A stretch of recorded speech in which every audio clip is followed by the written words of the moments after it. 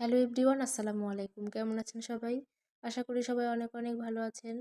আজকে আপনাদের মাঝে একটি ভিডিও নিয়ে আসলাম। ভিডিওটি যদি ভালো লেগে থাকে অবশ্যই লাইক, কমেন্ট এবং শেয়ার করে পাশে থাকবেন। আমি এখানে কবুতরের মাংস রান্না করার জন্য কড়াইয়ের মধ্যে কয়েকটি আলু ভেজে নিলাম। তারপরে আমি কিন্তু কড়াইয়ের মধ্যে এখন পেঁয়াজ কুচি এবং কাঁচামরিচ দিয়ে দিয়েছি। এর মধ্যে আমি পরিমাণ মতো তেল দিয়ে দিলাম। আপনারা কিন্তু পরিমাণ মতো তেল দিয়ে নেবেন। আমি এখানে পরিমাণ মতো তেল দিয়ে নিয়েছি। এখন পেঁয়াজ কুচি এবং কাঁচামরিচ ভালোভাবে ভেজে নেব।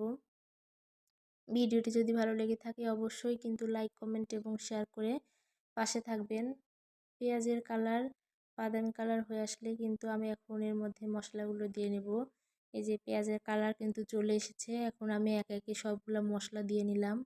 এখানে হলুদের গুঁড়া, মরিচের গুঁড়া, আদা বাটা, জিরা বাটা, পেঁয়াজ বাটা, রসুন বাটা এবং পরিমাণ মতো লবণ কিন্তু আমি আগে থেকে বাটিতে তুলে রাখছিলাম, ওইগুলা কিন্তু আমি দিয়ে দিলাম। এখন আমি মশলাগুলো ভালোভাবে কষিয়ে নেব। মশলাগুলো আমি কিন্তু ভালোভাবে কষিয়ে নিচ্ছি। এখন এর মধ্যে আমি গোস্তগুলো দিয়ে দিয়েছি। গোস্তগুলো দিয়ে কিন্তু অনেকক্ষণ কষাতে হবে। প্রিয় গাইস, আপনারা যদি পাশে থাকেন আমি কিন্তু আরও নতুন নতুন ভিডিও আপনাদের উপহার দিতে পারবো। আমি কিন্তু এখন গোস্তগুলা মশলার সাথে ভালোভাবে মিশিয়ে নিচ্ছি। মেশানো হয়ে গেলে কিন্তু এখন আমি আলুগুলো দিয়ে নেব। প্রিয় গাইস, দেখুন আমি কিন্তু মশলাগুলো আরও অনেকক্ষণ ভালোভাবে কষিয়ে নিলাম। কষানো হয়ে গেলে এখন আমি আলুগুলো দিয়ে নিচ্ছি। আলুগুলো কিন্তু আমি আগে থেকেই ভেজে রাখছিলাম, কারণ আমার ভাজা আলু গোস্ত দিয়ে রান্না করতে খুবই ভালো লাগে। প্রিয় গাইস, দেখুন আমি এখন মশলাগুলো অনেকক্ষণ কষিয়ে নিচ্ছি। কষানো জন্য আমি একটু পানি দিয়ে দিয়েছিলাম।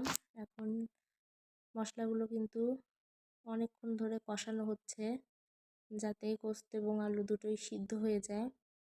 মশলাগুলো কিন্তু প্রায় কষানো শেষ। মশলা দিয়ে দেখুন কত সুন্দর তেল বের হয়েছে। মশলাগুলো কিন্তু এভাবে কষালে খুবই স্বাদ লাগে। তারপরে আমি কিন্তু পরিমাণ মতো পানি দিয়ে দিলাম। প্রিয় গাইস, আপনারা কে কে মাটির চুলায় রান্না করতে ভালোবাসেন অবশ্যই কমেন্ট করে জানাবেন। আমি এখানে পরিমাণ মতো পানি দিয়ে নিয়েছি। এখন ঢাকনা দিয়ে ঢেকে দেব। আমি কিন্তু ঢাকনা দিয়ে ঢেকে বেশি রান্না করি। ঢাকনা খোলার পরে দেখি তরকারিতে বলক চলে এসেছে। এখন আমি তরকারি অনেকক্ষণ জাল দিয়ে নেব। তরকারি তারপরে কিন্তু আমি লবণ দেখে নেই। বলক আসার পরেই আমি এখানে লবণও দেখে নিয়েছিলাম, দেখলাম লবণ ঠিক আছে।